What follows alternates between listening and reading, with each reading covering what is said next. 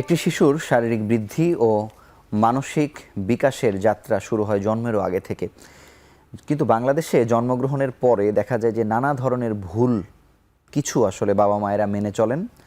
একেবারে নিজেদের ভুল থেকেই সন্তান ক্ষতিগ্রস্ত হয়, কখনো কখনো মৃত্যু ঝুঁকিতে পর্যন্ত পড়ে যান।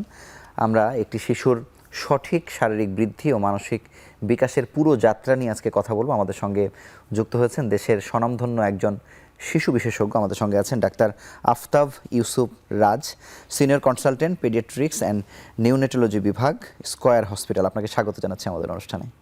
সুপ্রভাত। এখন টিভি দর্শকদের আমি একেবারেই শুরুতে যে কথাটি আসলে বলছিলাম যে শিশুর শারীরিক বৃদ্ধি ও মানসিক গঠন বা বিকাশ, এটির প্রস্তুতি পর্বটা আসলে কোন জায়গায় সেটি আপনার কাছে জানতে চাই। একটা সুন্দর একটা আলোচনার শুরু হচ্ছে।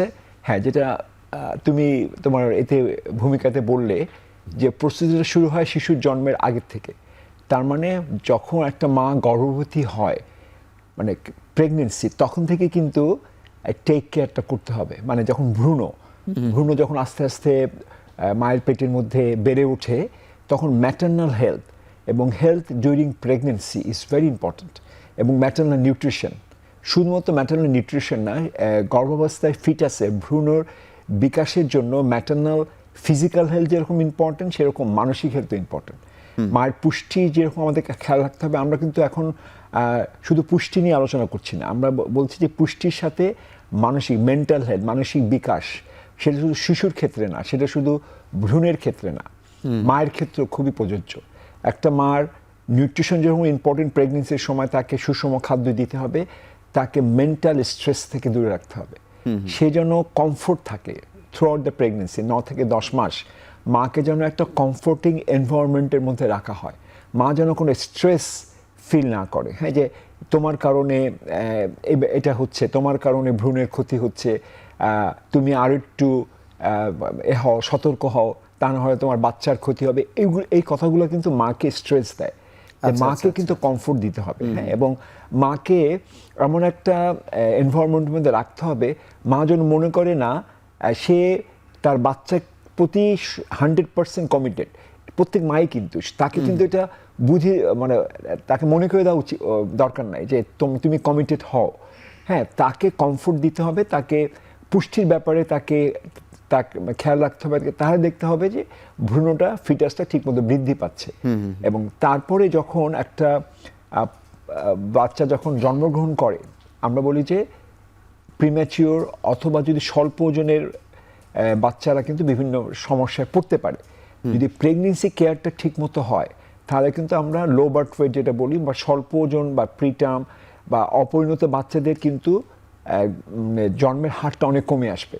কিন্তু মাকে এখন বলা হচ্ছে যে pregnancy nutrition, pregnancy mental status, pregnancy mental care is very important. তাহলে আমরা একটা সুস্থ সবল শিশু ভূমিষ্ঠ হবে। এবং ভূমিষ্ঠির পর কেয়ারিংটা ডিফারেন্ট টাইপের।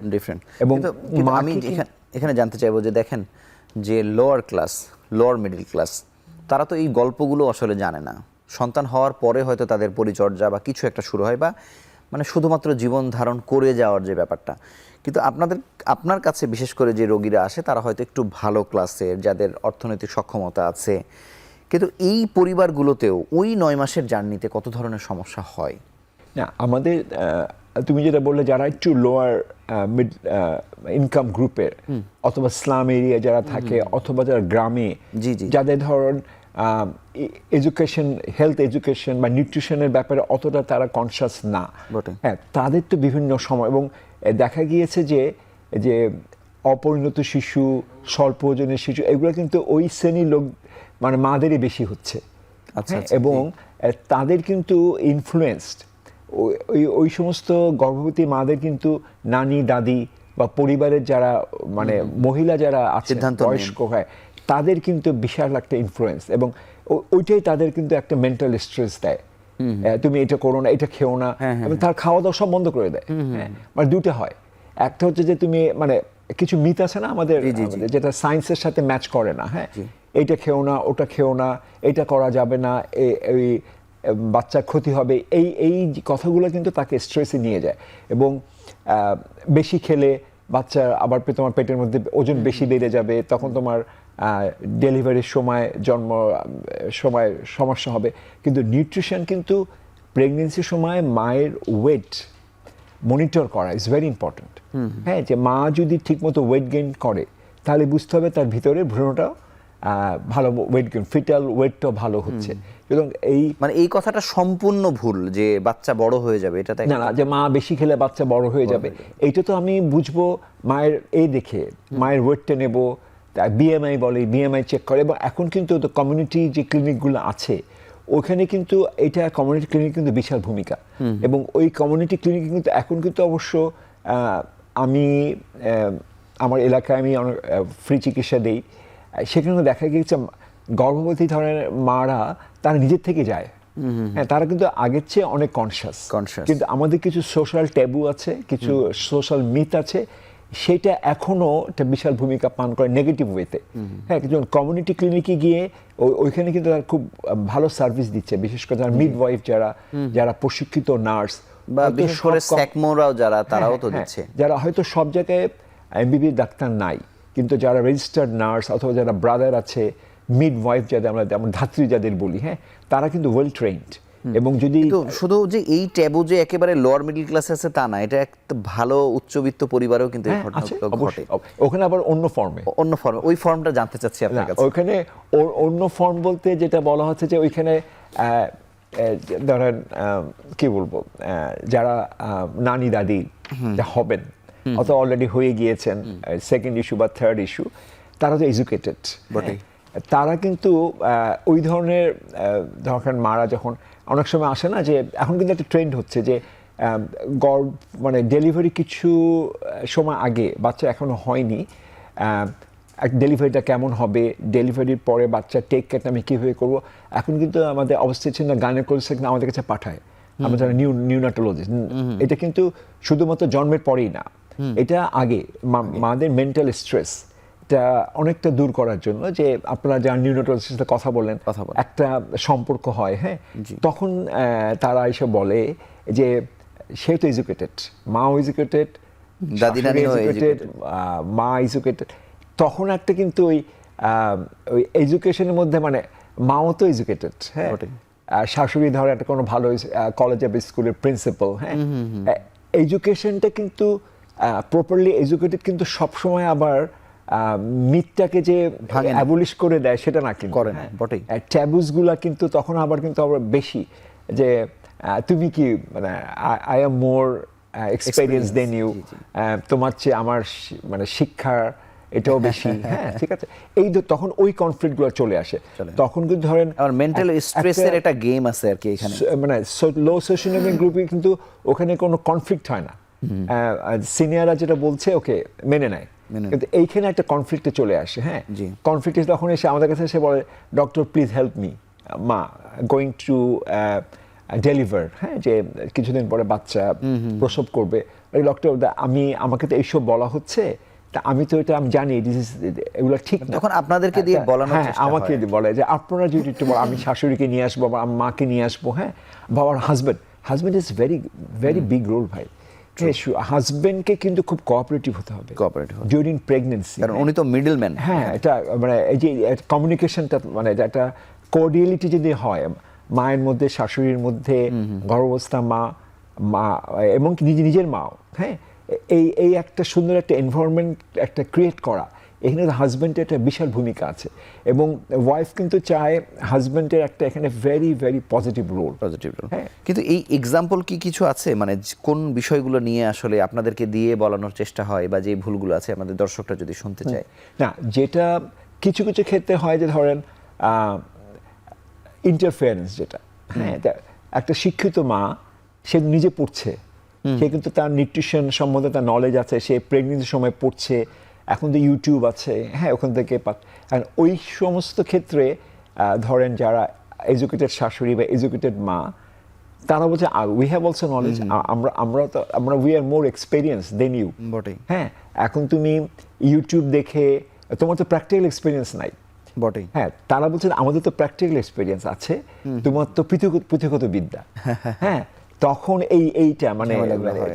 প্র্যাকটিক্যাল এক্সপিরিয়েন্স, সুতরাং তখন ওনাদের যেটা ওনারা ইম্পোজ করার চেষ্টা করে যে আমি তো অভিজ্ঞ, আমি আমার ছেলেকে মানুষ করেছি, আমার মেয়েকে মানুষ করেছি, আমি তোমাকে মানুষ করেছি, হ্যাঁ, সুতরাং আমার এক্সপিরিয়েন্স থেকে আমি কথাগুলো বলছি।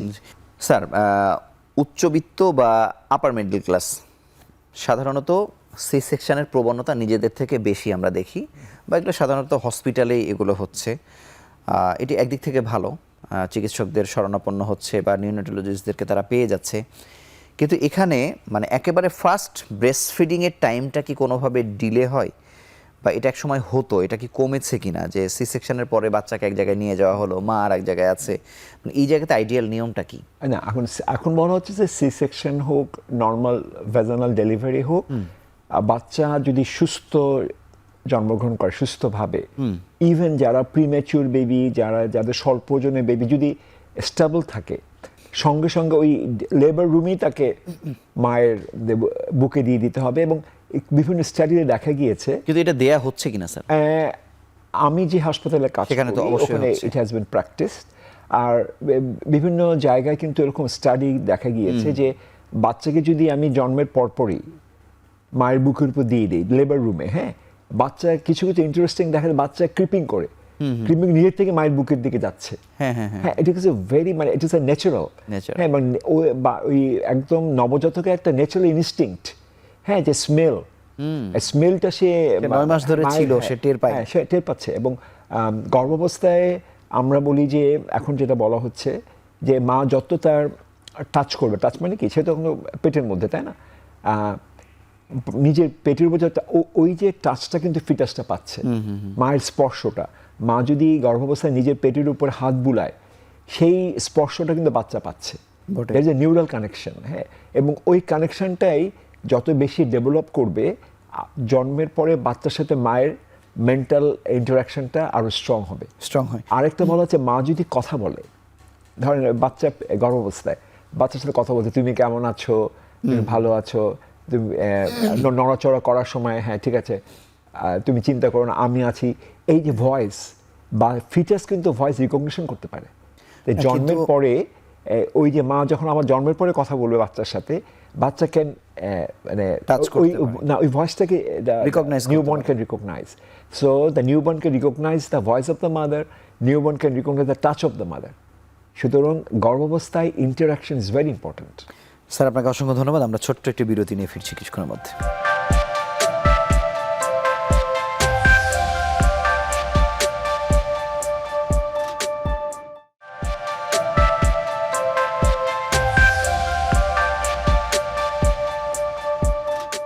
ডাক্তার আফতাব, আপনার কাছে জানবো যে মানে যেই বিষয়টি আমি আসলে বের করবার চেষ্টা করছি, যে হাসপাতালে অনেক ক্ষেত্রে দেখা যায় যে মায়েদের একটু আরামের জন্যে পরিবারের সদস্যদের বাইরেও নার্সদের কাছে বা অন্যান্য স্টাফদের কাছে বাচ্চারা 2-3 দিন পর্যন্ত থাকে। তারা আলাদা করে একটু যত্ন নেওয়ার চেষ্টা করে যাতে মা একটু ঘুমোতে পারে, মা একটু আরাম পায়।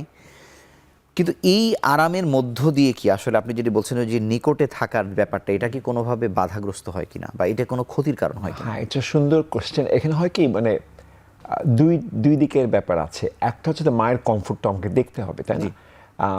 একটা মা 9-10 মাস প্রেগনেন্সি কিন্তু it's an stress, physical stress, mental stress. তা বাচ্চা ডেলিভারি হওয়ার পর সব মাই চায় বাচ্চা তার কাছে থাকুক, যত কন্ট্যাক্টে রাখা যায়। কিন্তু কোনো আমরা যেটা বলতে যে মায়ের তো একটা প্রপার বিশ্রামও দরকার আছে। বটেই। সেই ক্ষেত্রে হসপিটাল থেকেও বলা হয় যে আপনি যদি চান আমরা কিছু সময়ের জন্য বাচ্চাকে নিয়ে যাব, নার্সারি বলি আমরা, নার্সারিতে। আর অনেক সময় মারাও, হ্যাঁ, বা নিজেরাও বলেন। হাজব্যান্ড, হ্যাঁ, বা যারা আছেন শ্বশুর শাশুড়ি বা যারা সিনিয়র আছেন, তারাও বলে যে মায়ের কমফোর্ট দরকার, রেস্টের দরকার। এইটা কিন্তু আমি পার্সোনালি Prefer করেন। করি যে না, কিছুটা সময় আসলে দরকার। মাকে মায়ের একটা ওন টাইম, মার তো ঘুমের দরকার আছে। হ্যাঁ হ্যাঁ, মা তো অবশ্যই ফিল করে বাচ্চা কাছে থাকলে, কিন্তু রাতের বেলায় বলা হয় যে একটা 6 থেকে 8 ঘন্টা একটা সাউন্ড স্লিপ না হলে তো, মা যদি স্ট্রেস লেস না থাকে তাহলে কিন্তু বুকে দুধ তো আসবে না ঠিক মতো। জি। হ্যাঁ, সুতরাং যেটা হয় যে জন্মের পরপরই মায়ের বুকে লাগানো, সেটা এখন বলা হয় যে উইদিন 4 আওয়ার্স। হ্যাঁ, সেটা কিন্তু মাকে একটা দিচ্ছে যে আমার বাচ্চাকে আমি খুব যত তাড়াতাড়ি সময় আমি আমার বুকের দুধ খাওয়াতে পারছি, এটা কিন্তু মায়ের একটা মেন্টাল একটা রিলিফ। Relief, বটে। আর এর পাশাপাশি মার রেস্টের ব্যাপারটা আমাদের দেখতে হবে। সেইখানে 5-6 ঘন্টার জন্য যদি একটু নার্সারিতে বা অন্য কারো কাছে বাচ্চা থাকে, মা একটু রেস্ট নিল, আবার ফ্রেশ হয়ে মা আবার টেক কেয়ার করলো, এটা কিন্তু মানে ওই acceptable। ব্যালেন্সটা হলে তো ঠিক আছে হ্যাঁ, আর কি। কিন্তু হ্যাঁ, লং টার্ম যেটা যে অনেকক্ষণ ধরে বিচ্ছিন্ন রাখা, এইটা আমার মনে হয় না খুব একটা মানে হয়ও না, আবার হলে ক্ষতি করার হয় না, হওয়াটা উচিত না। হওয়া উচিত না আর কি। আরেকটা হচ্ছে যে একটা ভুল আছে না, যে মানে ওই শাল দুধ দেবার আগেও ওই যে মধু দেয়া বা অন্যান্য কিছু দেয়া, মানে এটা ক্ষতি কিনা? মানে ক্ষতি তো বলা, মানে এটা দেওয়াই যাবে না, দেওয়াই যাবে না। অ্যাবসলিউটলি। আমরা বলি যে ডাক্তারি ভাষায় কন্ট্রাইন্ডিকেটেড, আচ্ছা। মানে পানিও না, পানিও না, প্লেন ওয়াটারও না, Plain just water। Breast milk. কিছুই দেয়া যাবে প্রথমে কোলেস্ট্রাম, যেটা শাল দুধ বলা হয়, দেন মাদার্স মিল্ক, ব্রেস্ট মিল্ক। এবং ব্রেস্ট মিল্কের যে কত বেনিফিট, এটা হচ্ছে যে মানে এটা তো আল্লাহ তাআলার প্রদত্ত, তাই না, ন্যাচারাল। এবং এটাকে বলা হয়, ব্রেস্ট মিল্ককে বলা হয় প্রথম টিকা। প্রথম টিকা। এই টিকা তো আমরা কিছুদিন পরে শুরু করি, তাই না? এটা হলো যে ফার্স্ট ইমিউনাইজেশন, প্রথম রোগ প্রতিশোধক যেটা, সেটা নবজাতকের প্রথম টিকা আর কি। কোলেস্ট্রাম। হ্যাঁ, আচ্ছা, ব্রেস্ট মিল্কে এখন রিসার্চ করে দেখা গিয়েছে যে ব্রেস্ট মিল্কের মধ্যে একটা উপাদান আছে যেটাকে বলে HMO, শর্টে আমরা অ্যাব্রিভিয়েশন, এটা যদি বলি যে হিউম্যান মিল্ক অলিগোস্যাকারাইড। এটা স্পেসিফিক্যালি শুধু ব্রেস্ট মিল্কে আছে। এবং HMO, আমি যে সংক্ষেপে বলি, HMOটা ব্রেস্ট মিল্ক যখন প্রথম বাচ্চাটা ব্রেস্ট মিল্কটা পাচ্ছে, ওই ব্রেস্ট মিল্কে HMO আছে। HMO যখন বাচ্চার পরিপাক তন্ত্রে গেল, ওখানে ডাইজেশন হলো, এবং এখন বলা হচ্ছে যে বাচ্চা জন্মগ্রহণ করার পরপরই কিন্তু আমরা বলি না যে ব্যাকটেরিয়া, ভাইরাস, এগুলো কিন্তু নিয়েই জন্মগ্রহণ করে। বাচ্চার পরিপাকতন্ত্র বা ইন্টেস্টাইনের মধ্যে কিন্তু ব্যাকটেরিয়া, ভাইরাস থাকে। হ্যাঁ, কিছু গুড ব্যাকটেরিয়া বলি আমরা, কিছু আনহেলদি ব্যাকটেরিয়া, এটা মিক্স আপ। তা ব্রেস্ট মিল্কে যে HMO রোলটা হচ্ছে যে ওরা এই গুড ব্যাকটেরিয়ার নাম্বারটা বাড়িয়ে দেয়, এবং যারা ব্যাড ব্যাকটেরিয়া, যারা রোগ তৈরি করতে পারে, আমরা বলি প্যাথোজেন্স, তাদের সংখ্যাটা কমিয়ে যায়। সুতরাং একটা বাচ্চা যত তাড়াতাড়ি ব্রেস্ট মিল্ককে আমরা অভ্যস্ত করাবো, ও HMOটা বেশি পাবে, এবং HMOটা গুড ব্যাকটেরিয়ার নাম্বারটা বাড়িয়ে দেয়। এবং গাট হেলথ, মানে পরিপাক তন্ত্রের স্বাস্থ্য, এখন বলা হয়েছে গাট হেলথ আর মেন্টাল হেলথ একদম ইন্টার রিলেটেড। আচ্ছা। আমার যদি আমরা বলি না গাট ফিলিং, আমার একটু পেটে মোচড় দিছে, হ্যাঁ, মানে I am feeling something is bad happening. হ্যাঁ, Yes. তার মানে কি আমার যখন একটা আমি যদি একটা ইনটিউশন, যে কিছু একটা খারাপ কিছু হতে পারে আমার, সেটা কিন্তু প্রথম সিগন্যালটা গাট। আচ্ছা, প্রথমে গাটের মধ্যে ওই ফিলিংসটা আসে, এবং পরিপাকতন্ত্রের সাথে ব্রেনের একটা সরাসরি যোগাযোগ আছে থ্রু ভ্যাগাস নার্ভটা বলে, এবং ওই সেন্সেশনটা সরাসরি ব্রেনে চলে যায়। এখন তখন ব্রেন স্টার্টেড ফিলিং স্ট্রেস। শুধু আমি যদি আমার গাটটা যদি হেলদি থাকে from the very beginning, from day one, আমার গাটটা হেলদি থাকলে আমার পরিপাকতন্ত্রের মধ্যে গুড ব্যাকটেরিয়া, যারা ভালো ব্যাকটেরিয়াগুলোর পরিমাণ বেড়ে যাবে, এবং যখন ভালো ব্যাকটেরিয়াগুলোর নাম্বারে বেড়ে যাবে, তখন যারা দুষ্টু ব্যাকটেরিয়া, আমাদের যে প্যাথোজেনিক ব্যাকটেরিয়া, তার নাম্বারটা কমে যাবে। তখন হবে কি, HMOগুলা এই কাজটা খুব ভালোভাবে করে, তখন ডাইজেশনটাও ভালো হয়। এবং ডাইজেশনটা ভালো হয়, এবং একটা পদার্থ আছে যেটা HMOটা যখন ডাইজেশন হয়, ওখান থেকে একটা পদার্থ তৈরি হয়, বিউটাইরেট বলে, বিউটাইরেট। এইটা যত বেশি বাচ্চা নবজাতকের পরিপাকতন্ত্রে তৈরি হবে, বিউটাইরেটটা ইন্টেস্টাইন দিয়ে ব্লাডের মধ্যে চলে যায়, আমার শরীরের মধ্যে। এবং বিউটাইরেটটা টোটাল এই যে মানে পরিপাকতন্ত্র আর ব্রেনের মধ্যে যে কমিউনিকেশনটা, এটাকে হেলদি রাখে। বাহ, অনেক চমৎকার। It is amazing. আচ্ছা, আর 6 মাস থেকে 2 বছরের মধ্যেই তো গন্ডগোলটা আরো বেশি হয় আর কি। মানে সেই জায়গাতে আসলে কি কি সে খেতে পারবে? না, এখন যেটা আমরা উইনিং বলি, উইনিং ডায়েটে বলা, যারা এক্সক্লুসিভলি যারা ব্রেস্ট মিল্ক, যারা প্রথম 6 মাস শুধু বুকের দুধে খেয়ে আসছে, 6 মাসের পরে আমাদের শক্ত খাবার শুরু করতে হবে। এখন শক্ত খাবার ক্ষেত্রে কিন্তু এখানে কিন্তু কিছু সোশ্যাল ট্যাবুজ আছে বা কালচারাল। হ্যাঁ, আমাদের ইন্ডিয়া, পাকিস্তান, শ্রীলঙ্কা, হ্যাঁ, এই এরিয়াতে এক ধরনের ফুড হ্যাবিটস, আবার আপনি যে ওয়েস্টার্ন কান্ট্রিজে যান, তারা আরেক ধরনের ফুড হ্যাবিট কালচার। এই কালচারের মধ্যে আবার ধরুন ওয়েস্টার্ন কান্ট্রিজে তো বাচ্চা একটু বড় হলে, মা বোথ প্যারেন্টস আর ওয়ার্কিং, হ্যাঁ, তা ওইখানে তো আসলে বাচ্চাকে ওইভাবে খাবার রেডি করে মানে হোমমেড খাবার প্রিপেয়ার করে দেওয়া। আমি ধরেন কানাডার ক্যালগারি মেডিকেল ইউনিভার্সিটিতে 2 বছর ট্রেনিংয়ে ছিলাম, ফেলোশিপ ট্রেনিংয়ে। ওখানে দেখা গেছে যে না, আফটার 8-10 months দ্য মা স্টার্টেড ওয়ার্কিং, তারা বাবাও জবে, মাও জবে, তখন দে প্রিপেয়ার ফুড সিরিয়াল টাইপের। হ্যাঁ, সিরিয়ালটা কিন্তু ওরা ওইভাবে তৈরি করে যে ব্যালেন্সড, যেন ও সব ইনগ্রেডিয়েন্টসগুলো ঠিক মতো পায়। তা ওইখানে ওই কালচারটা ইজ মোর আছে না, যে ওর মোর অ্যাকসেপ্টেবল ওইখানে, বিকজ অফ মানে প্র্যাকটিক্যালিটি, তাই না? আমার একটা ধর আমাদের দেশে আমরা কি আমরা খিচুড়ি দিয়ে শুরু করি, তাই না? খিচুড়িতে যে টাইম কনজিউমিং তৈরি করা, প্রিপেয়ার করা। আবার অনেকের কথা আছে যে হ্যাঁ, খিচুড়িটার মধ্যে ও ফুড ভ্যালুটা ব্যালেন্সভাবে পাচ্ছে কিনা, আমি তো বানাচ্ছি, হ্যাঁ, এখন ওখানে পর্যাপ্ত প্রোটিন আছে কিনা, পর্যাপ্ত ফ্যাট আছে কিনা, কার্বোহাইড্রেট আছে কিনা, পর্যাপ্ত ভিটামিন মিনারেলস পাচ্ছে কিনা, এইটা তো খিচুড়ির মধ্যে আমরা তো হিসাব করে বানাই না। হ্যাঁ, কিন্তু হ্যাঁ, যেভাবে বানানো হোক একটা বেসিক নিউট্রিশন সে পায়। তাই সেটা বলছি, আমাদের এখানে ট্র্যাডিশনাল আমরা খিচুড়িটা প্রেফার করি। অনেকে দুধ সুজি দেয়, হ্যাঁ, যে যারা ধরেন একটু ফর্মুলা মিক্স ফিডিং করে, যারা ব্রেস্ট ফিডিংও পাচ্ছে, ফর্মুলাও পাচ্ছে, তার অংশ মিল্ক দুধ সুজিতে তৈরি করে। ফ্রুট জুস নিয়ে অনেকে শুরু করে। আবার কেউ কেউ আমাদের দেশেও তো এখন মারাও তো মোস্ট অফ দ্য কেসে যারা ধরেন শহরে থাকেন, তারাও তো অনেকেই জবে। কিন্তু আপনার এই যে 2 বছরের মধ্যে 6 মাস থেকে 1.5 বছর অন্যান্য খাবার যখন খাওয়ার মানে আপনার পরামর্শ দেন, সেখানে কি কোনোভাবে ফর্মুলা মিল্ক কি আসলে ভ্যালু অ্যাড করে কিনা? না, ফর্মুলা মিল্ক তো ধরেন একটা হচ্ছে যে কোনো ক্ষেত্রে তো আগেই শুরু হয়ে যায়, উইনিং এর আগেই মায়ের ফ্লো কমে গিয়েছে, অথবা বাচ্চা ডিমান্ডিং। হ্যাঁ, মা অনেক সময় হয় না যে মা এক্সপ্রেস করে রেখে দিচ্ছে কিন্তু ওই পরিমাণ আসছে না, মানে যেমন হাড়ির খাবার যেটিকে আসলে বেশি প্রমোট করা হয়। হ্যাঁ, ঘরের খাবার, হাড়ির খাবার যাই হোক, মানে সেখানে অনেকে তো ফর্মুলাটাকে নিচ্ছেন আর কি, অনেক পরিবার আসলে নিচ্ছেন। মানে এই 2 জায়গাতে আপনার ব্যাখ্যাটা কি? না, এখন আমার কথা হচ্ছে যে নাথিং ইজ ফিক্সড, রিজিড কিছু নাই। হ্যাঁ, আমাকে কাস্টমাইজ করতে হবে বটে। হ্যাঁ, আমাকে কম্প্রোমাইজ করতে হবে। হ্যাঁ, এখন ধরেন এখন একটা কথা আছে যে ধরেন বাচ্চা কিন্তু অবজার্ভ করে।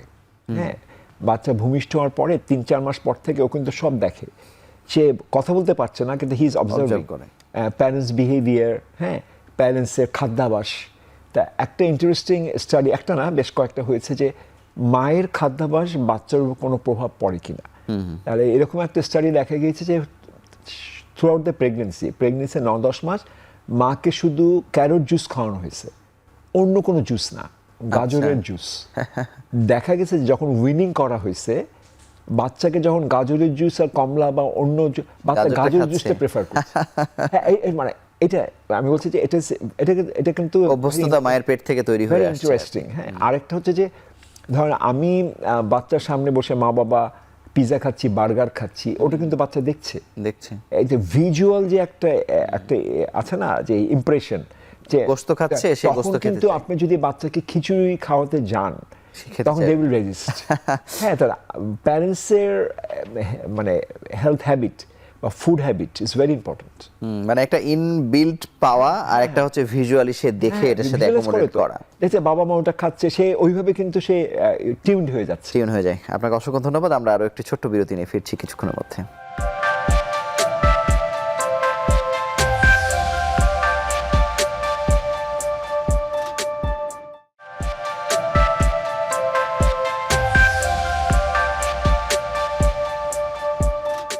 ডাক্তার রাজ, আপনার কাছে জানতে চাই যে একেবারে যারা সত্যিকার অর্থে অটিস্টিক, বিশেষ চাহিদা সম্পন্ন বেবি বা ডাউন সিনড্রোম বা নানান সমস্যায় আছে, তারা ছাড়াও মানে এই সমস্যাগুলো নেই কিন্তু স্পিচ ডিলে বা অন্যান্য অনেক ধরনের ঝামেলার মধ্যে পড়ছে, এটার পেছনের কারণগুলো কি আর কোন কোন সমস্যায় পড়ছে? হ্যাঁ, এখন তো আসলে এই আমি ঠিক অটিজমটা বলবো না, আমার একটা ব্রড, যে communication problem, behavioural problem, aggressive child, কথা শুনছে না, স্কুলে যেতে চাচ্ছে না, স্কুলে গেলেও ওখানে পিয়ার্সদের সাথে সে কনফ্লিক্টে আসছে, স্পিচ ডিলে, হ্যাঁ, আর পিওর অটিজম তো আছেই, তাই না?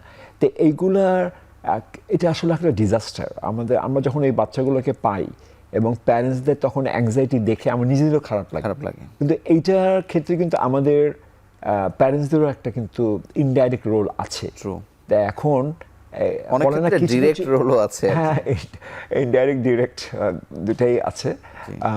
এটার জন্য কিন্তু আমাদের ডিভাইস মানে ইন এনি ফর্ম, আমি বলি 4টা জিনিস: ইউটিউব, মোবাইল, কার্টুন, টিভি। এইগুলা যে বাচ্চার পরিপূর্ণ মানসিক বিকাশ না হওয়া পর্যন্ত এগুলা যত অ্যাভয়েড করা যায়, হ্যাঁ, আমি বলছি 3 বছর পর্যন্ত, হ্যাঁ, বাচ্চা একদম কমিউনিকেশন ইজ গুড, বাচ্চা স্কুলে ভালো পারফর্ম করছে, তার পিয়ার্সদের সাথে গুড ইন্টারাকশন হচ্ছে, বিহেভিয়ারের দিক দিয়ে সে অ্যাগ্রেসিভ না, sober behaviour, speech is fluent speech, it's okay then. After 3 years you can allow.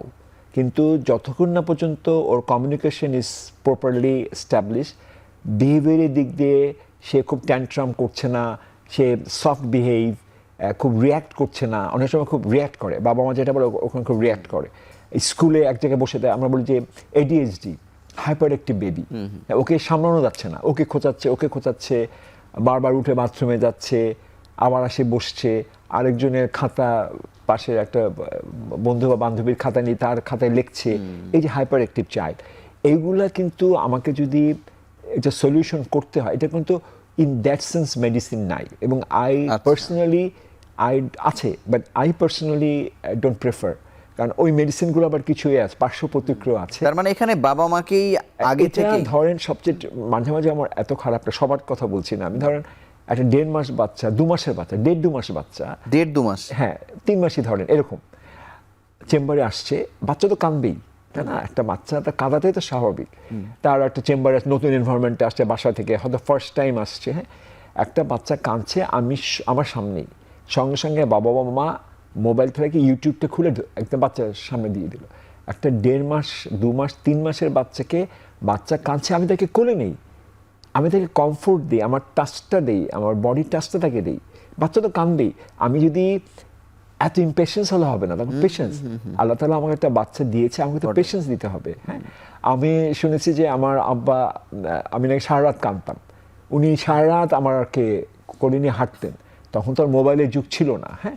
তো এই যে টাইমটা দেওয়া, হ্যাঁ, ইট ইজ, কারণ ওই 1.5 মাস বা 2 মাসের বাচ্চা তার মোবাইল চাইনি তার কাছে, চাইও নাই। আর আমার কথা হচ্ছে যে একটা বাচ্চাকে আমি কাঁদতে দেই না, মানে আমি ডিপেন্ডেন্ট করে ফেলছি। হ্যাঁ, করে ফেলছি না। আমার কথা, আমি যেটা আমার কাছে খারাপ লাগে যে তা আমি কাঁদছে, ওকে আমি এটা আমার বুকের উপর, মানে হয়তো চিকিৎসকই বিরক্ত হচ্ছে না, কিন্তু উনি মনে করছে যে চিকিৎসক বিরক্ত হচ্ছে হয়তো। সেটাও না ভাই, মানে আমি ওই কান্নাটুকু আমি নেব না, হ্যাঁ, ওটা আমি নেব না। আমার বাচ্চা কাঁদতে পারবে না, আমার বাচ্চা সবসময় সুন্দর করে ঘুমাবে, আমি যা বলবো তাই করবে, আমি চাবো 8 ঘন্টা ঘুমাবে, আমাকে 8 ঘন্টায় ঘুমাতে হবে, হ্যাঁ।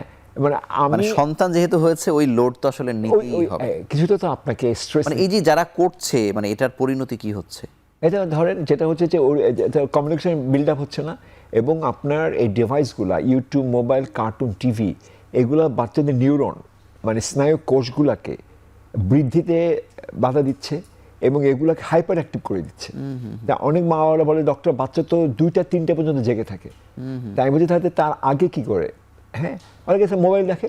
তো যে বাচ্চা আপনার রাত 12টা পর্যন্ত মোবাইল দেখে অথবা কার্টুন দেখছে, সে বাচ্চা হাউ ইউ এক্সপেক্ট সে 1 ঘন্টা পর ঘুমাবে? তার নিউরন তো টোটাল এক্সাইটেড, হ্যাঁ। সুতরাং আপনি যদি চান আপনার বাচ্চা প্রপার টাইমে ঘুমাবে, 10টার মধ্যে বা 11টার মধ্যে ঘুমিয়ে যাবে, 3 ঘন্টা আগে ওকে আপনার ব্রেনটাকে কাম করে দিতে হবে, ও রুমটাকে আপনার লাইট টাইট অফ করে দিয়ে, নো মোবাইল, নো ডিভাইস। আপনি যদি নিউরনগুলোকে যদি আপনার কাম ডাউন না করেন, আমি বাচ্চাকে মোবাইল দিচ্ছি 10টা পর্যন্ত, কার্টুন দেখাতে শুনুন, আমি চাচ্ছি 11টার মধ্যে সে সুন্দর ঘুমিয়ে পড়বে, হবে না, হবে না। একই সঙ্গে যদি আপনি খাবারের অভ্যাসগত ভুল বলেন, মানে সেই জায়গাতেও এখন ধরেন সুগারি ফুড, হ্যাঁ, টু মাছ, ধরেন ফাস্ট ফুড যেটা আমরা বলি, হ্যাঁ, অয়েলি ফুড, এখন তো ধরেন chicken fry, burger, fast food যেটা বলি, হ্যাঁ, এইটা তো আনহেলদি খাবার। আনহেলদি খাবার অলওয়েজ গাটটাকে আনহেলদি করবে, এবং যেটা আমি আগেও বলছি, গাট আনহেলদি থাকলে তাহলে আমাদের গাট ব্রেন যে কমিউনিকেশনটা, ওটাও তো ডিসকমিউনিকেটেড হয়ে যাবে, তাই না?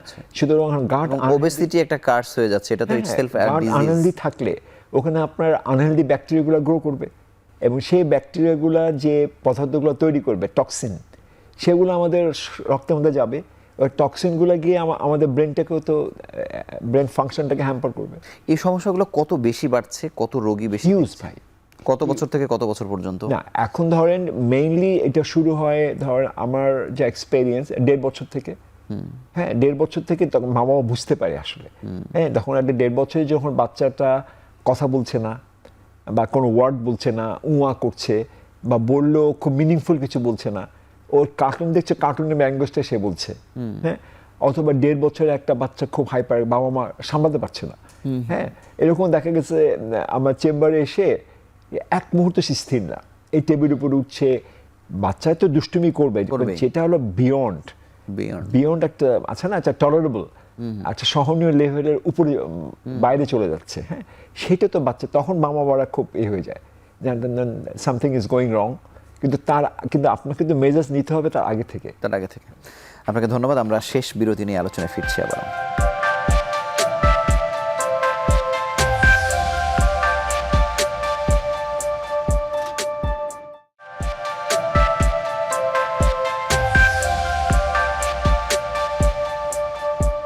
ডাক্তার আফতাব, আপনার কাছে জানবো যে এই সমস্যাগুলো যখন বুঝতে শিখে বাবা মায়েরা, আপনাদের কাছে আসাও শুরু করে, এই প্রবলেমগুলো কতটুকু সলভ হয়, আর এই প্রবলেমের মধ্যে যারা পড়ছেন তারা লাইফ লং ওই সন্তানদেরকে নিয়ে কি ধরনের জটিলতায় পড়েন? হ্যাঁ, এখন যেটা হচ্ছে যে প্রবলেমগুলো কতটা সলভ করা যাবে এটা কিন্তু ইন্ডিভিজুয়াল, নাথিং ফিক্সড। এখন যত আর্লি বাবা মা এগুলো বুঝতে পারেন তত বেটার, যত তাড়াতাড়ি আসেন। আবার এই ক্ষেত্রে হয় কি, ধরেন বাবা মা খুব কনসিয়াস, হ্যাঁ, তারা এসে বলছে যে ডক্টর 1.5 বছর হয়ে গেছে, আমার বাচ্চা তো আমার কাছে মনে হচ্ছে ওরকম ইন্টারনেট করছে না। কিন্তু আবার ওইখানে ধরেন নানি বা দাদি অথবা দাদা বা নানা, তুই তো কথা বলছিস 3 বছরে, কিচ্ছু হবে না, ওয়েট কর, এইগুলো কিন্তু একটা আছে। হ্যাঁ, বাবা মা কনসার্ন হচ্ছে, কিন্তু আবার ফ্যামিলির মধ্যে বলছে ডোন্ট বি, মানে 3 রকম, একটা হচ্ছে মানে ওই বয়স্ক যারা তারা একরকম বলছেন, গাইড করছে, আবার বাবা মায়েরা মনে করছে সমস্যা হয়েছে কিন্তু তিনি তার কজগুলো পরিহার করছেন না। হ্যাঁ, করছে না, যে অবশ্যই। হ্যাঁ, মানে না, একটা হচ্ছে যে বাবা মা কনসার্ন, কিন্তু যারা সিনিয়র যারা আছে ফ্যামিলি মেম্বার, তারা বলছে don't be too much concern.